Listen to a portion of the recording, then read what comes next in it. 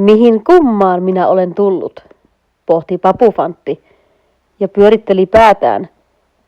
Synkkä käytävä, jossa ei ollut ketään, mutta kuitenkin askeleet kuuluivat.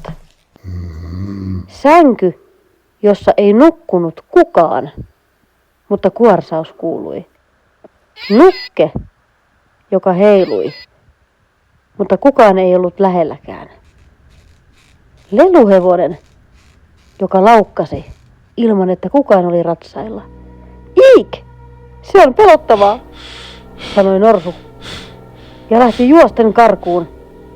Papufantti juoksi yöhön asti, juoksi ja juoksi kohti pimeää metsää, kunnes tapahtui jotain kamalaa.